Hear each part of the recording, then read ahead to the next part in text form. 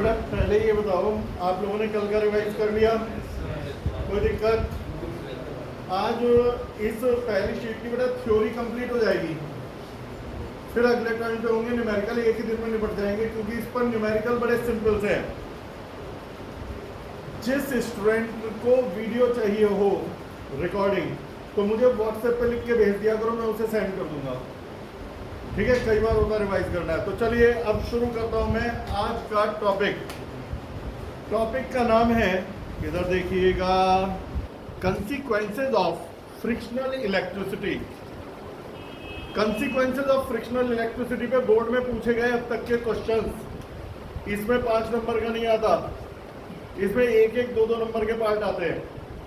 पहला पॉइंट, पहले क्वेश्चंस बता रहा हूं क्या क्या पूछे गए हैं।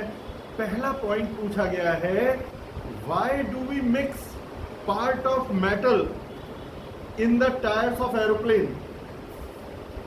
एरोप्लेन के टायर में मेटल मिलाया जाता है। दूसरा, why do we provide metallic chains behind the trucks carrying highly inflammable liquid. जिस ट्रक में हाईली इन्फ्लेमेबल लिक्विड जाता है उसके पीछे मेटलिक चेन्स लटकाई जाती हैं, क्यों? नेक्स्ट है, we hear sound of spark when we remove the polyester shirt after wearing it for the whole day. ऐसी ऐसी बहुत सारी बातें, टेक्निकल बातें हमारे एक ही टॉपिक से जुड़ी हुई हैं, वो है कंसीक्वेंसेज ऑफ फ्रिक्शनल इलेक्ट्रिसिटी। तो अब बेटा बड़े ध्यान से चलो, अब एक एक पॉइंट सुनना। सिलेबस के पहले दिन मैंने आप लोगों को सिखाया कि भाई जब दो ऑब्जेक्ट को रब करते हो तो रबिंग के कारण इलेक्ट्रॉन्स एक से दूसरे में ट्रांसफर हो जाते हैं। जिसने इलेक्ट्रॉन दे दिए वो पॉजिटिव बन जाता है और जिसने ले लिया वो नेगेटिव। दूसरे नंबर पर मैंने आपको सिखा दिया व्हाट इज स्पार्क। मैंने आपसे कहा था स्पार्क और कुछ नहीं, jumping of electrons through the air है। मान लो बेटा एक बॉडी पे प्लस चार्ज है, दूसरे पर नेगेटिव चार्ज है, तो इलेक्ट्रॉन्स नेगेटिव से पॉजिटिव पर जंप करेंगे। इस जंपिंग के कारण, मूवमेंट ऑफ इलेक्ट्रॉन्स के कारण एक करंट डेवलप होगी। उस करंट से ही स्पार्क पैदा होता है, चिंगारी होती है। अब ये सारी बातें जानने के बाद हमारे अगले क्वेश्चन स्टार्ट होते हैं। नंबर 1, मेरे बेटा जब किसी ट्रक में हाईली इन्फ्लेमेबल लिक्विड भर के ले जाया जाता है, जैसे बेटा aviation fuel, petrol, diesel, gasoline, ये सब, तो उसमें पीछे चेन्स लटकाई जाती हैं जो जमीन को छूती ली जाती हैं। इसे पढ़ाने से पहले मैं बता दूं, earth is the universal acceptor, it can accept any amount of charge. हमारी अर्थ जो है वो कितना भी चार्ज एक्सेप्ट कर लेती है। तभी आपके घर के जो सॉकेट होते हैं उसमें 3 पिन होते हैं। ये 8th या 9th में पढ़ा होगा। एक होता है लाइव, एक होता है न्यूट्रल, तीसरा होता है अर्थ।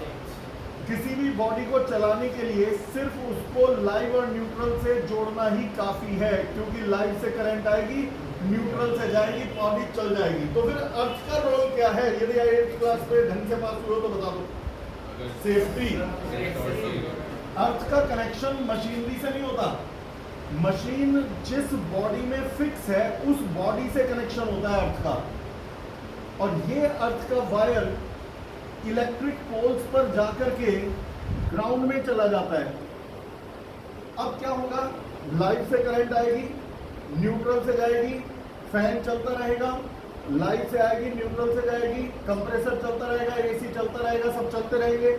कभी किसी कारण से बॉडी पर चार्ज आ गया, कुछ भी कारण हो सकती है, बॉडी हमारा अप्लायंस खराब हो गया, कहीं पर शॉर्टेज हो गई और इसकी बॉडी पे चार्ज आ गया और हमने चार्ज को अर्थ नहीं किया, तो जो भी आदमी इसकी बॉडी को छुएगा तो उसे कुछ मजा सा आ जाएगा। कारण इसके ऊपर क्या आ गया है? चार्ज। और हमने जब छुआ तो चार्ज का फ्लो हमारी बॉडी में से हो गया और चार्ज के फ्लो से क्या बनती है? करंट। तो हमारी बॉडी में करंट बन गई, उस करंट से झटका लगेगा। लोगों को झटका ना लगे तो हम इसकी बॉडी से एक वायर लेते हैं और अर्थ के पॉइंट में जोड़ देते हैं। अर्थ के पॉइंट से वायर निकलता है, इलेक्ट्रिक पोल्स पर जाता है और वहां से वो वायर ग्राउंड के अंदर दबा दिया जाता है। तुमने कभी देखा होगा बिजली के खंभों के पास एक तार निकला होता है जो ग्राउंड में जाता है। मैंने एक बच्चे से पूछा ये क्यों लगाता है कि सर जी जिससे खंभा ना गिरे। भाई साहब कसम से जिंदगी सफल हो गई उस दिन सुन के। एक वायर लगा के क्या खंभे को गिरने से रोक सकते हो? उसी साइड गिर जाए तो वो है अर्थिंग का वायर। किस चीज का? कुछ लोग सेफ्टी के लिए अपने घर में पर्सनल अर्थिंग कराते हैं। हमें सरकारी अर्थिंग पे भरोसा नहीं। सरकारी अर्थिंग में पता चला अर्थिंग में नीचे जमीन के अंदर जो सॉल्ट ये सब डाला है, नहीं डाला तो भाई साहब गड़बड़ हो जाएगी। तो लोग अपने घर में बहुत गहरा गड्ढा खुदवाते हैं, उसमें सॉल्ट डालते हैं, कॉपर की प्लेट डालते हैं और उसे अर्थिंग के वायर से जोड़ देते हैं। तो जब कभी हमारी बॉडी के ऊपर कहीं पे चार्ज आता है तो वो अर्थ में चला जाता है। तो याद रखिए earth can accept any amount of charge. कितना भी चार्ज ले लो, इससे फर्क नहीं पड़ता। तो यहां तक पढ़ने के बाद अब आप कहोगे सर इन सबसे बेनिफिट क्या हुआ ये सब समझने का? ट्रक वाले टॉपिक से इसका क्या मतलब था? मेरे बेटा ट्रक वाले टॉपिक से इसका सारा रिलेशन था। ये मेरे बेटा एक ट्रक है जिसमें हाईली इन्फ्लेमेबल लिक्विड भरा हुआ है, एलपीजी, सीएनजी, कुछ भी। जब ये चलता है हजारों किलोमीटर, तुम बताओ बेटा पेट्रोल दिल्ली में तो पैदा नहीं हो रहा। मान लो बेटा अरब कंट्रीज से मंगवाया, फिर इसके बाद पोर्ट पे, चेन्नई पोर्ट पे उतर गया, किसी पोर्ट पे उतर गया, वहां से आता है ट्रकों में। जब ये ट्रकों में आता है तो ट्रक की बॉडी एयर के साथ रब होती है और ट्रक की बॉडी एयर के साथ रब होने से उसमें चार्ज आ जाता है, फ्रिक्शनल इलेक्ट्रिसिटी। तो हमारे ट्रक पर चार्ज आ जाता है। तो बात आती है फर्क क्या पड़ा? चार्ज आ गया। मेरे बेटा ये चार्ज कई बार धमाके करवा देता है। जब कभी ट्रक के पास कोई अनचार्ज बॉडी आ जाए, बॉडी आ जाए, फर्स्ट डे पढ़ाया था पोलराइजेशन हो जाएगा। क्या हो जाएगा? तो मेरे बेटा यहां पर नेगेटिव चार्ज आ जाएगा, यहां पॉजिटिव चार्ज आ जाएगा। It is called polarisation. यदि कोई बच्चा एब्सेंट हो तो मेरे बेटा वीडियो मेरे से मांग लेना, मैंने रिकॉर्ड कर रखी है फर्स्ट डे की भी। मतलब इस ट्रक ने इसे पोलराइज कर दिया, इसके कारण यहां से इलेक्ट्रॉन्स जंप करके ट्रक पे चले जाएंगे। तो देख बेटा ट्रक एयर में रब होता रहा, रब होने से उस पर फ्रिक्शनल इलेक्ट्रिसिटी आ गई, उस पर चार्ज आ गया। कोई अनचार्ज बॉडी उसके बराबर से गुजरी तो वो पोलराइज हो गई।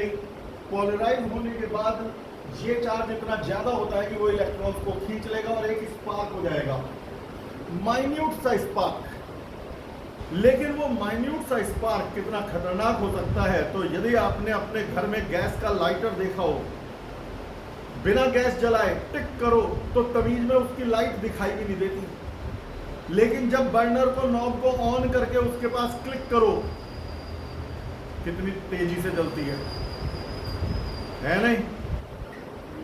जरा से स्पार्क से कितना बड़ा धमाका हो सकता है। अब इस तो सारे ट्रक में ही वही गैस भरी हुई है, तो ये जरा सा स्पार्क इस पूरी गैस को जला देगा एक साथ और ब्लास्ट हो जाएगा। ऐसे अब तक 13 ब्लास्ट से ज्यादा नोट हो चुके हैं जो इसी कारण से हुए हैं। हाईली इन्फ्लेमेबल लिक्विड जा रहा था, एयर से रबिंग हुई, एयर से रबिंग होने के कारण उसमें चार्ज आ गया, कोई अनचार्ज बॉडी उसके पास से गुजरी, पोलराइजेशन से स्पार्क हुआ, स्पार्क होने से उसमें धमाका हो गया और आसपास बहुत लोग मर गए। छोटे मोटे तो धमाके बहुत हुए, 13 तो ऐसे मेजर हैं जहां पे हंड्रेड्स में लाइफ गई है। तो इससे बचा कैसे जाए भाई? हमें फ्यूल लेकर के आना तो पड़ेगा ही। ये तो कह नहीं सकते चलो जी आज से फ्यूल यूज करना बंद, फ्यूल लेके आना पड़ेगा। अब यदि फ्यूल लेके आना पड़ेगा तो हम ये चाहते हैं चार्ज ना स्टोर हो, तो नीचे मेटल की चेन लटका देते हैं, चाहे आगे पीछे बीच में कहीं भी, वो जमीन के साथ रगड़ती रहती है। तो जब भी इस पर चार्ज आता है तो वो इस मेटल की चेन से होकर अर्थ में चला जाता है। मैंने बताया था अर्थ किसी भी चार्ज को कितने भी अमाउंट में स्टोर कर लेती है, एक्सेप्ट कर लेती है।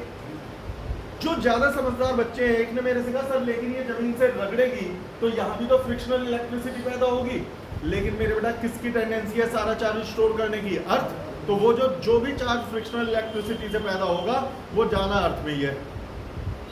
कुल मिला के हमारे ट्रक पे कभी भी चार्ज स्टोर नहीं होने का लार्ज क्वांटिटी में, और जब इस पे चार्ज स्टोर नहीं होने का तो इसके ऊपर कभी भी फ्रिक्शनल इलेक्ट्रिसिटी नहीं होने की, स्पार्क नहीं होगा और ये सेफ रहेगा। ये इंटरनेशनल रूल है कि इन ट्रक्स में चेन लटकानी चाहिए। वो बात अलग है इंडिया में हम फॉलो कहाँ करते हैं। इंडिया में रूल तो ये भी है हेलमेट लगा के आना चाहिए, मैं तो नहीं लगा के आया, सिर में दर्द हो जाता है मेरे। लेकिन हाँ, आप लोग लगाया करो। अभी बस एक सेकंड बता रहा हूँ। तो रूल्स हम लोग फॉलो करने में सीट बेल्ट लगानी चाहिए। जो लोग मेरे हेलमेट पे हंस रहे होंगे सीट बेल्ट, वो रिकॉर्डिंग में बोल दिया मैंने, रिकॉर्डिंग कैंसिल, ये नहीं मिलेगी किसी को। बेटा कार में सीट बेल्ट लगा के चलना चाहिए। मैं दिल्ली की बात नहीं कर रहा, मेरठ में निकल के अभी कारों के पास से गुजरो, देखना कितने % लोग सीट बेल्ट लगाए हुए हैं। हम इंडियंस खतरों के खिलाड़ी हैं, हमें नहीं फर्क पड़ता इस चीज से कि हम सेफ्टी के नॉर्म्स पूरे कर रहे हैं नहीं कर रहे हैं, और बाई चांस लकी भी इतने हैं कुछ होता भी नहीं। तो ये चेंज हमारे यहाँ, मैंने तो बहुत बार झांक के देखा, किसी ट्रक में मिल जाए डिजाइन वाली तो मिल जाएगी। पता है हमारे यहाँ ट्रक के पीछे चेन लटकाते हैं डिजाइन के लिए, दुनिया लगाती है सेफ्टी के लिए। यहाँ पर ट्रक में पीछे एक रॉड होगी, उसमें यूं चेन लगती होंगी। मुझे आज तक समझ में नहीं आया इससे सेफ्टी क्या होगी। तो खैर ये पहला कॉन्सिक्वेंस कंप्लीट हुआ। चैप्टर की थ्योरी, इस शीट की थ्योरी आज दी एंड कर रहे हैं। मेन जो है ये पॉइंट पहले बताओ, समझ में आ गया? अब दूसरा पॉइंट आता है। हाँ बोलो बेटा। स्टार्टिंग में बेटा जो पेट्रोल है, पहली बात तो वो जो टंकी इतनी हिडन होती है कि उसके आसपास कोई अनचार्ज एलिमेंट आना बहुत रेयर है। दूसरा, पेट्रोल हाईली इन्फ्लेमेबल है, लेकिन उतना नहीं जितना एलपीजी सीएनजी। हम लोग कह रहे हैं हाईली इन्फ्लेमेबल। पेट्रोल इन्फ्लेमेबल है, लेकिन हमारी गाड़ियों में जो पेट्रोल की टंकी है, तुमने देखा ओपन में थोड़ी होती है, अंदर कहीं पे छुपी हुई होती है, और वो भी आजकल तो प्लास्टिक की बना रहे हैं। तो उनमें नहीं फर्क पड़ता। फर्क पड़ता है एक ट्रक जिसमें सारा फ्यूल आउटर साइड तक पहुंचा हुआ है, वहां पर। दूसरा क्वेश्चन आता है बोर्ड एग्जाम। तो यदि बोर्ड एग्जाम में आया why do you provide metric chains behind the trucks carrying highly inflammable liquid, तो क्या आंसर दोगे?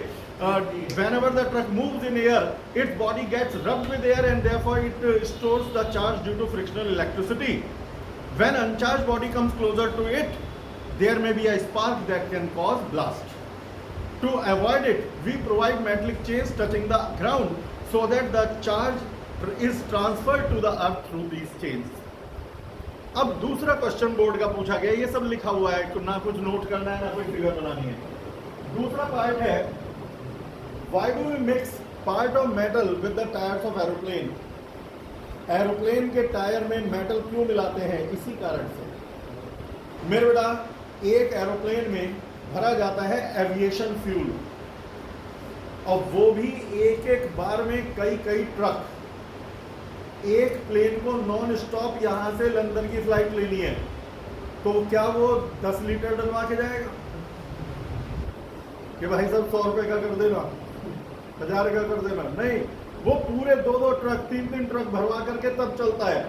और पंखा फिर बंद करना रह गया, भाई साहब समझ में आ जाएगी। बस ये मैं कहीं नहीं डाल रहा, रिकॉर्डिंग तुम लोग ले लेना यदि ना पड़ा हो। आवाज भर की तो कल भी आ गई होगी। तो मेरे बेटा, एरोप्लेन में हम समझ गए कि भाई फ्यूल भरा जाता है बहुत ज्यादा, और वो भी हाईली इन्फ्लेमेबल। अच्छा, एरोप्लेन चलता भी बहुत तेज है, 1000 kilometre per hour, 1200 kilometre per hour, तो हवा से फ्रिक्शन भी बहुत ज्यादा होता है, और इसीलिए इस पर काफी लार्ज क्वांटिटी में चार्ज आ जाता है। तो क्या करें? तो चेन, हाँ भाई वाह, चेन लटका दे टचिंग द ग्राउंड। 2-4 के तो गए खोपड़े खुल, और बाकी हमारे इंडिया, जब खोपड़े नहीं खुले, इंडिया वाला तो बस के पीछे लटकने जाने वाला कहेगा अबे बॉम्बे की फ्लाइट जा रही, क्या मैं चला? मतलब ये तो देख हंसी मजाक वाली बात हो गई, वो पॉसिबल नहीं है। हम चेन्स नहीं लटका सकते।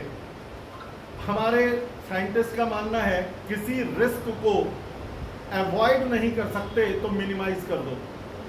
हमारे पास कोई चारा नहीं है इस चार्ज को खत्म करने का, ये तो आएगा ही आएगा। लेकिन एयर में स्पार्क होने के, ब्लास्ट होने के चांसेस कम क्यों हैं? तुम बताओ, ट्रक में ब्लास्ट कब हुआ था? जब कोई अनचार्ज बॉडी उसके नजदीक से गुजरी, तभी तो पोलराइजेशन हुआ। एयर में इस बात के बहुत कम चांसेस हैं कोई दूसरी अनचार्ज बॉडी उसके इतना नजदीक से गुजर जाए, तो इसीलिए ये ब्लास्ट एयर में नहीं होगा। कब होगा ब्लास्ट? जब ये हमारा फ्लाइट पूरी करने के बाद एरोप्लेन लैंड करेगा, जमीन पर उसके आसपास कहीं से स्टेयर्स आएंगी, कहीं से क्रू आएगा, कहीं से वो, तब स्पार्क होगा, क्योंकि अनचार्ज बॉडी तब इसके नजदीक घूमेंगी। तो खतरा एयर में नहीं है, क्योंकि वहां अनचार्ज बॉडी इसके आसपास नहीं आने की। खतरा, डेंजर, रिस्क जो है वो ग्राउंड पर पहुंचने के बाद है। तो हम चाहते हैं ग्राउंड पर पहुंचने से, रुकने से पहले, जब स्टेयर्स आए उससे पहले, जब क्रू और मेंबर्स आए उससे पहले इसका चार्ज खत्म कर दें। तो हम बेटा इसके टायर में मेटल मिक्स कर देते हैं। क्या मिक्स कर देते हैं बेटा? मेटल।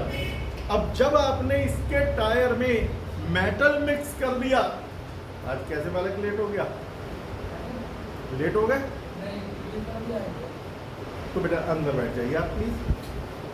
तो मेरे बेटा जब इसके टायर में, सुनो, मेटल मिक्स कर दिया, मुझे बताओ जब एरोप्लेन लैंड करेगा तो सबसे पहले जमीन से क्या टच होगा? बॉडी या टायर? नहीं, कभी कदार बॉडी भी हो सके क्रैश के केस में, अदरवाइज क्या टच होगा? टायर। टायर कैसा है? मेटलिक, उसमें मेटल मिला हुआ है, कंडक्टिंग। तो जैसे ही वो टच होगा तो सारा चार्ज धीरे धीरे ग्राउंड में जाना शुरू हो जाएगा, और जब तक एरोप्लेन रुकेगा, 2, 4, 10 सेकेंड, 15 सेकेंड, 1 मिनट लेता है रुकने में, उतनी देर तक सारा चार्ज खत्म हो जाएगा। फिर जब एरोप्लेन को रोकेंगे उस समय उस पर कोई चार्ज नहीं होगा, कोई भी बॉडी पास आ जाए, कोई भी चीज आ जाए, सेफ है। जिसको समझ में आ गया, हाँ तो रहेगा, कोई दिक्कत नहीं। ठीक मेरे बेटा, अगले नंबर पर यह हो गया हमारा एरोप्लेन से रिलेटेड केस। तीसरा पॉइंट हमारा आता है, we should not touch the metallic handles after walking for a long time on a woollen carpet. यदि आप वुलन कारपेट पर, ये बोर्ड के पूछे हुए बता रहा हूं मैं, कोई सा भी अभी वो करवा ही नहीं रहा जो एग्जाम में नहीं आया हुआ, लेकिन कंसेप्ट सबका एक ही है, इसलिए एक साथ बता रहा हूं। We should not touch the metallic handles after walking for a long time on a woollen carpet. यदि वुलन कारपेट पे 2-3 घंटे से आप परेशान घूम रहे हैं नंगे पैर, तो उसके बाद मेटल की चीजों को नहीं छूना चाहिए। क्यों नहीं छूना चाहिए? जब हम वुलन कारपेट पर चलते हैं तो वुल और हमारी स्किन के बीच में रबिंग होने से फ्रिक्शनल इलेक्ट्रिसिटी पैदा होती है और हमारी बॉडी में चार्ज आ जाता है। और ये मैं 5-7 मिनट घूमने की बात नहीं बता रहा, मैं बता रहा हूँ यदि कोई घंटा, 1.5 घंटा, 2 घंटे से घूम रहा है, कोई टेंशन में होता नहीं, टेंशन में घूमते रहते, कल सुबह एग्जाम है, तैयारी हुई नहीं, क्या करूँ, नींद नहीं आ रही, घूमे जा रहा है, उस टाइप की बात कर रहा हूँ। तो जब कोई बहुत ज़्यादा टेंशन में या किसी भी कारण से वुलन कारपेट पर घूम लेता है बहुत देर तक, तो उसकी बॉडी पर आ जाती है फ्रिक्शनल इलेक्ट्रिसिटी, उसकी बॉडी हो जाती है चार्ज। अब जब वो मेटल के हैंडल को छुएगा तो उसकी बॉडी में से चार्ज फ्लो होकर मेटल हैंडल में जाएगा, और चार्ज के फ्लो से क्या बनती है? करंट। तो उसकी बॉडी में करंट पैदा हो जाएगी, जिससे उसे इलेक्ट्रिक शॉक लगेगा। कई बच्चे कहते हैं इतनी खतरनाक करंट पैदा हो जाएगी। मेरे बेटा, बात कौन सी चीज कम है, कौन सी ज्यादा, इसकी तो कोई डेफिनेशन ही नहीं है। मैं तुमसे पूछूं कि बताओ इस पेन का मास कम है या ज्यादा, आप कहोगे बहुत कम, नीचे गिरा, चींटी मिल गई, वो कहेगी वो ये तो बहुत ज्यादा था। कम या ज्यादा तो कंपेरेटिव है, आपको ये देखना है कि वो आप किससे कंपेयर कर रहे हो। हमारी बॉडी में लगातार करंट बह रही है, जो बायो ग्रुप का है वो अच्छी तरह जानता है। दिमाग से सारे बॉडी में जो सिग्नल जा रहे हैं वो इलेक्ट्रिक पल्सेस की फॉर्म में जा रहे हैं। हमारी बॉडी में एक इंटरनल वायरिंग हुई भी है, स्पाइनल कॉर्ड के थ्रू सिग्नल जाते हैं। तो वो जो वायरिंग हुई भी है, जो सिग्नल दिमाग से जाते हैं, वो भी तो इलेक्ट्रिक करंट ही है, लेकिन वो करंट बहुत ही कम होती है, लगभग 10⁻⁻15 एम्पियर के आसपास।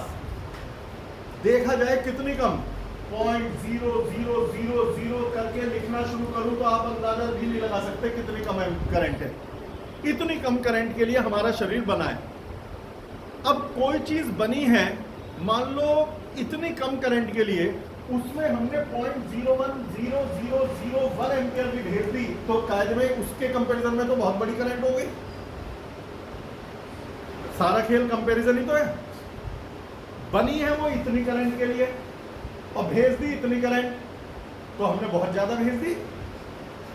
कोई आदमी 1 मिलीग्राम की दवा खाता है, अगले दिन 1 ग्राम खा गया, मर गया, लोग कहेंगे बस 1 ग्राम ही तो था। अरे भैया, बना तो वो 1 मिलीग्राम यानी 0.0001 ग्राम के लिए था, और आपने उसे 1 ग्राम खिला दिया, मरेगा ही।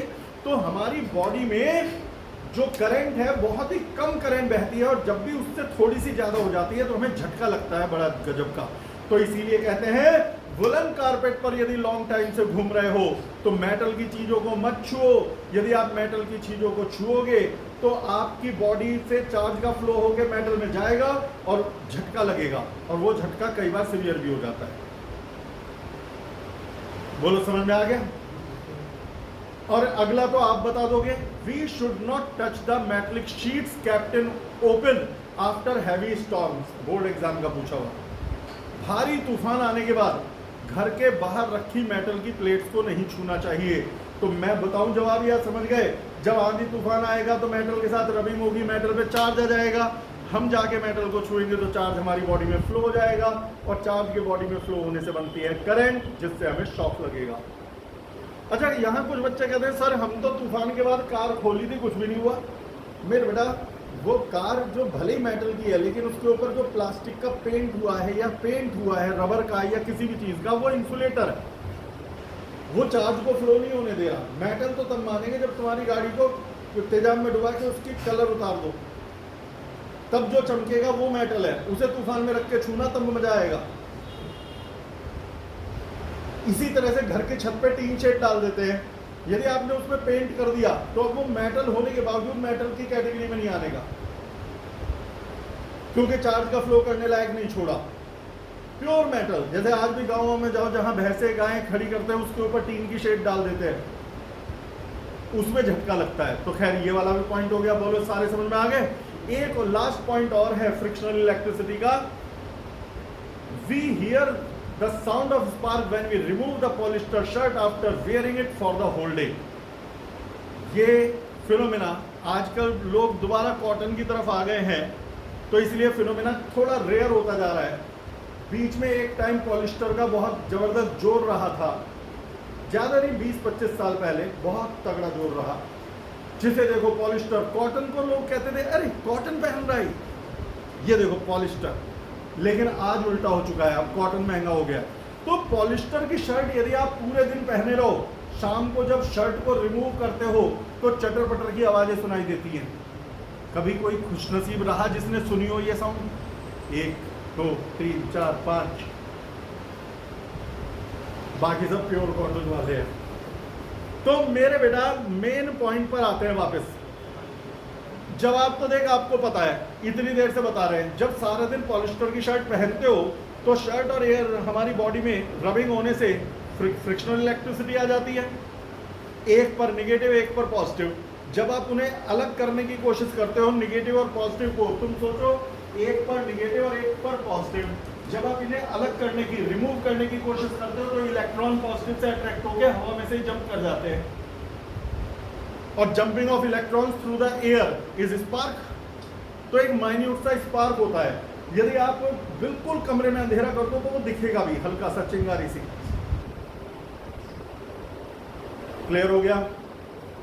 कोई कंफ्यूजन अभी तक? एक बात और बताओ, जब सारी बात हो गई तो एक पॉइंट छोड़ के नहीं जा सकता। वो पॉइंट देख, मैं कहूं कि 12th के सिलेबस में मेंशन है नहीं, 2-4 मिनट का है, एक्स्ट्रा टॉपिक है, कंपटीशन से रिलेटेड है। मेरे बेटा, हमारे घर में जो करंट होती है, एसी करंट, ये तो एक पूरा चैप्टर आएगा एसी करंट और डीसी करंट। देख, ये तो ध्यान रखना, इंटरेस्ट लेके पढ़ना। किसी चीज को सब्जेक्ट मान के पढ़ोगे तो बोरियत होगी, उसमें इंटरेस्ट लेके पढ़ोगे तो आपको खुद अगले दिन क्रेज रहेगा कि अब आज क्या होने वाला है। तो इंटरेस्ट डेवलप करके पढ़ो।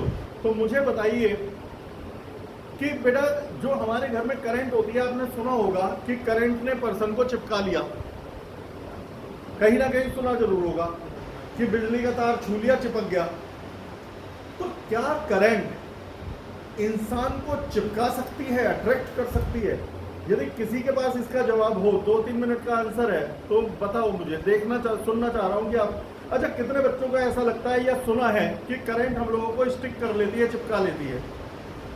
सबने लगभग सुना, एक को छोड़ के। आपने नहीं सुना? अच्छी बात है।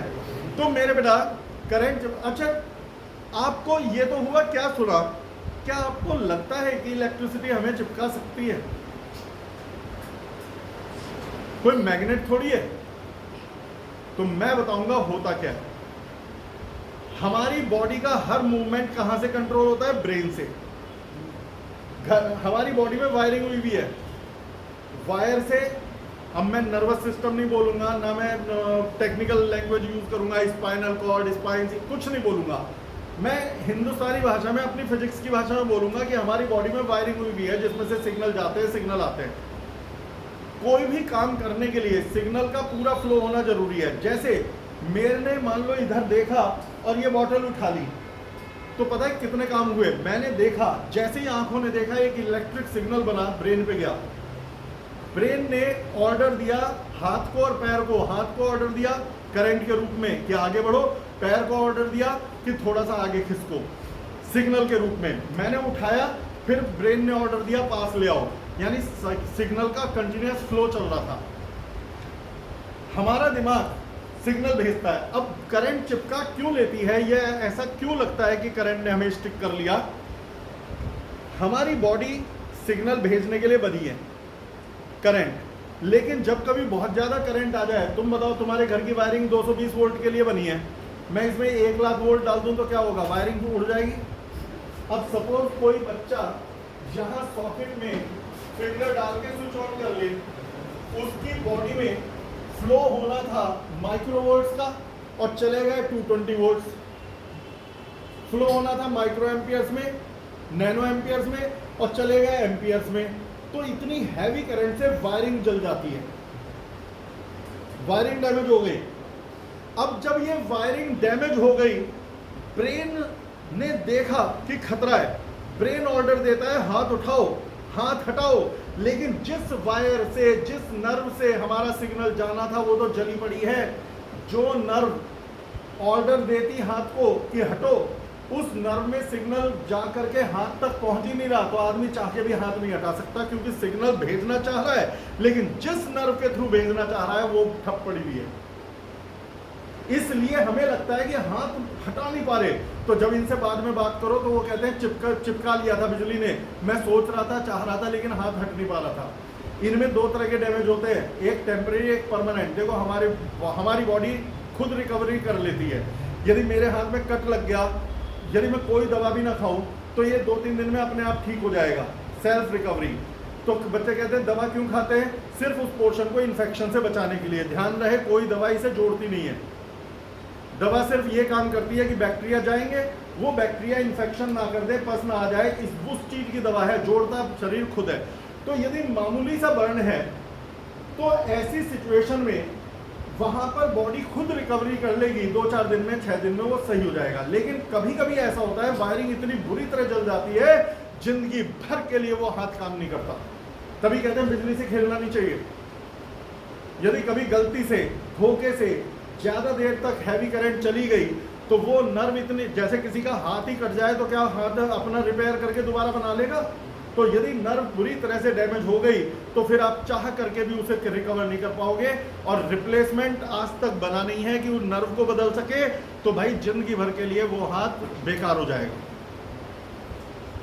तो ऐसे में यदि कोई आदमी चिपक गया है, तुम्हारे सामने कभी ऐसा हो कि कोई आदमी बिजली के तार से चिपक गया, तो करना क्या चाहिए? लोग क्या करते हैं, पहले वो सुनो।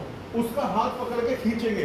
भाई साहब, उसके बॉडी में तो ऑलरेडी हैवी करंट घूम रही है, तुमने हाथ पकड़ लिया, वो करंट तुम्हारी बॉडी में भी आ गई, लो मजे तुम भी। क्या करना चाहिए? कर एक लठ लो, जहां से चिपका हुआ है वहां मार दो तुरंत। चाहे हड्डी टूटे, चिंता मत कर, जिंदगी भर हाथ खराब होने से अच्छा है कि हड्डी टूट जाए। डंडा लेके धड़ से उसे दे मारो, और जहां से भी चिपका हुआ है वो हाथ अलग हो जाएगा, बस करंट का फ्लो बंद हो जाएगा, यानी जो डैमेज होना था हो चुका, अब नहीं होने का। वो चाह के खुद भी नहीं हटा पाएगा, तुम्हें हटाना है और बिना छुए हटाना है। कोई भी इंसुलेटर चीज ली और उस जगह पे मार दी कि ये अलग हो जाए, और जैसे वो अलग होगा उसके बाद उसका इलाज ट्रीटमेंट शुरू हो जाएगा। समझ में आ गया? अच्छा, बिजली के तार पर ये जो बर्ड बैठी रहती हैं, देखा होगा, उन्हें कुछ क्यों नहीं होता?